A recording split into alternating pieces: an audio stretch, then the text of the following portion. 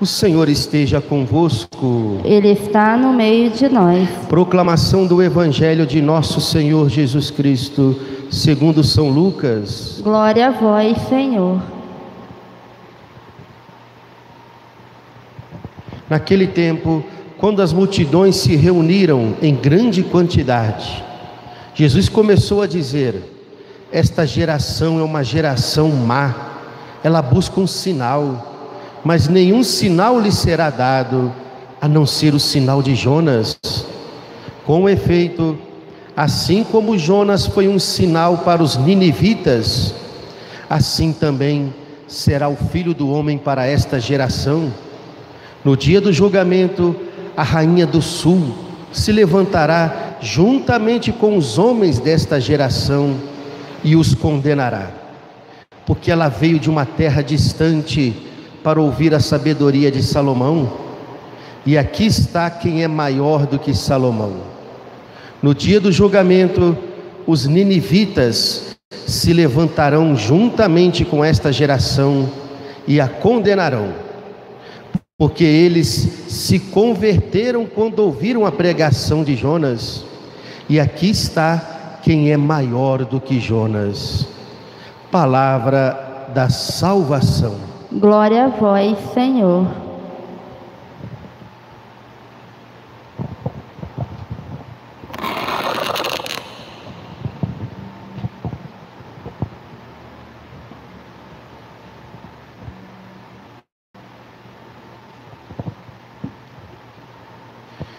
Caríssimos irmãos em Cristo, estamos celebrando essa missa votiva a São José, como temos feito nas quartas-feiras, em que nada nos impede de celebrarmos essa missa votiva. O tema que eu gostaria de refletir, a partir da palavra de Deus que escutamos, pedindo um sinal do céu. Além de tantos sinais maravilhosos que Jesus já estava realizando, aquele povo pede mais sinais. E Jesus lhes diz: nenhum sinal lhe será dado, a não ser o sinal de Jonas. Assim como Jonas foi um sinal para os ninivitas, também o Filho do Homem será para essa geração. Qual foi, ou melhor, como o profeta Jonas foi um sinal para os ninivitas, e que até mesmo ajudou na conversão daquele povo pagão? A primeira leitura de hoje nos mostrou isso. Como é que Jonas foi um sinal de Deus para os ninivitas? Num primeiro momento, conhecemos a história. Jonas foge da missão que Deus lhe havia dado, levar o anúncio da salvação para os ninivitas, que era um povo pagão. Jonas achava que os ninivitas não eram dignos de receberem o anúncio da salvação. Jonas acabou indo parar no ventre do grande peixe, e ali ficou 3 dias, e depois foi vomitado na beira da praia. Vamos dizer que esses 3 dias que Jonas ficou no ventre do grande peixe, foi como um tempo de retiro para ele, de recolhimento, onde ele pôde refletir sobre a sua atitude de estar fugindo do chamado de Deus. Quer ver uma alma perturbada? Basta fugir do chamado de Deus em sua vida. 3 dias aqui faz alusão aos 3 dias em que Jesus ficaria no ventre da terra, depois da sua morte, e no 3º dia ressuscitaria. Jonas passou por uma experiência de ressurreição, de morte, vida, que no fundo foi a sua conversão, a sua volta para Deus. Não tem alegria maior no coração de uma pessoa quando ela se volta para Deus. quando ela aceita a vontade de Deus em sua vida. Fugir do chamado de Deus sempre vai nos gerar perturbação interior, sempre vai nos gerar vazio e tristeza em nossa alma. A conversão de Jonas foi tão radical, tão sincera, que a primeira leitura de hoje diz que Nínive era uma cidade muito grande e que eram necessários 3 dias para atravessá-la a pé. Jonas percorreu a cidade inteira em apenas 1 dia. Antes fugia do chamado de Deus, e agora o profeta convertido tem pressa em fazer a vontade de Deus, em levar o anúncio da salvação para outros povos.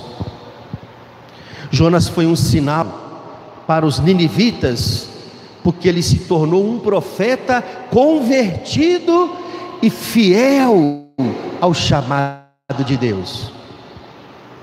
E por isso que o anúncio que ele fez, o anúncio da palavra de Deus, foi eficaz, deu frutos de conversão para aquele povo que escutou a pregação do profeta, que viu a santidade do profeta e se converteram. São José também fez uma experiência semelhante ao do profeta Jonas. São José também precisou de passar por uma conversão para cumprir a missão que Deus lhe confiara. Talvez a conversão de São José não foi deixar algum pecado grave, como é a conversão para a maioria de nós. São José já era um homem santo, já era um homem justo, mas ele precisava de abraçar os planos de Deus para a sua vida. A conversão de São José foi em abrir mão dos seus próprios sonhos e projetos de vida para abraçar os sonhos e os projetos de Deus para ele.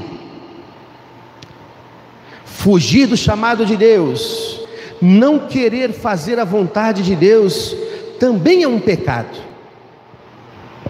E talvez essa conversão seja a mais difícil de se viver. Abrir mão de nossos projetos pessoais, muitas vezes conversão significa deixar nossas falsas seguranças para abraçar os desígnios de Deus para nós. Não fugir da missão que Deus nos confia é também uma grande conversão.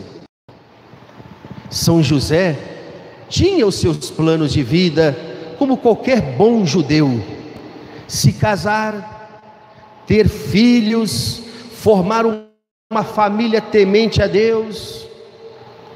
E de repente, com a gravidez misteriosa de Maria, Deus faz uma reviravolta na vida de São José. E como Jonas, o que fez São José no primeiro momento? Foge, se retira em silêncio. E como Jonas, São José também busca fazer o seu retiro espiritual, o seu recolhimento interior, para buscar respostas em Deus. E olha, caríssimos irmãos, quando buscamos fazer esses momentos de silêncio orante na presença de Deus, em meio às nossas dúvidas, em meio às nossas crises, Deus nunca deixa de nos dar respostas. Deus nunca deixa de vir ao encontro de um coração que no silêncio orante se derrama na presença dele. Não foi a promessa que Jesus fez quando disse no Sermão da Montanha: buscai e achareis, batei e a porta se abrirá. Batei na porta do coração de Deus com as suas orações, e essa porta vai se abrir, e uma luz virá ao nosso encontro, e essa luz sempre nos mostrará a vontade de Deus para nós. Eu mesmo, se pudesse escrever um livro, quem sabe, de tantas experiências que eu fiz em momentos de dúvidas, até na minha vocação, não duvidar do chamado de Deus, mas duvidar de minhas capacidades, minhas limitações próprias. Quantos momentos de crises, quantos momentos em que não enxergava o caminho, a direção a seguir, mas depois de boas horas na presença de Deus, e às vezes durava semanas em que eu tinha que me colocar na presença de Deus, mas a resposta sempre vinha. Deus colocava uma pessoa no meu caminho, um sacerdote, um cristão leigo, que me ajudava a discernir a vontade de Deus. Deus colocava pensamentos, Deus colocava inspirações no meu coração, Deus colocava um livro, uma palestra, e aquilo ali abria um caminho de luz no meio das minhas trevas. Foi nesse se colocar na presença de Deus, em silêncio orante, que fez que São José pudesse discernir a vontade de Deus em sua vida. Caríssimos irmãos, mas não pensemos que foi fácil para São José ter que abrir mão dos seus sonhos, dos seus planos pessoais, para abraçar o chamado de Deus em sua vida. A conversão de São José lhe implicou em muitas renúncias, e com certeza, mesmo em meio a essas muitas renúncias, São José não se arrependeu um só instante, pois só somos felizes de verdade quando abraçamos a vontade de Deus em nossa vida. A paz interior e a alegria duradoura no coração são sinais certos de que estamos caminhando na vontade de Deus. Quando a gente abraça a vontade de Deus em alguma situação da nossa vida, ou até mesmo em relação ao chamado dele para nós, ou em relação a alguma missão que ele nos confia, e se a gente sente essa paz interior em nossa alma, e essa alegria duradoura no coração, são sinais de que estamos mesmo na vontade de Deus. São João da Cruz tem uma frase que diz assim: quando perderes a paz interior em teu coração, é porque colocastes algo no lugar de Deus em sua vida. É isso que Jonas experimentou, que São José experimentou num primeiro momento, né? Fugir do chamado de Deus sempre vai gerar perturbação interior em nossa vida, sempre vai gerar a tristeza da alma e não a verdadeira alegria. Vamos aproveitar que estamos na quaresma e vivendo uma quaresma com São José e pedir o auxílio dele, para que a gente também saiba fazer essa conversão, né? Essa conversão vocacional, em que, movidos pela graça de Deus, não tenhamos medo de renunciar aos nossos planos pessoais para abraçar os planos de Deus, a vontade de Deus em nossa vida. Louvado seja o nosso Senhor Jesus Cristo.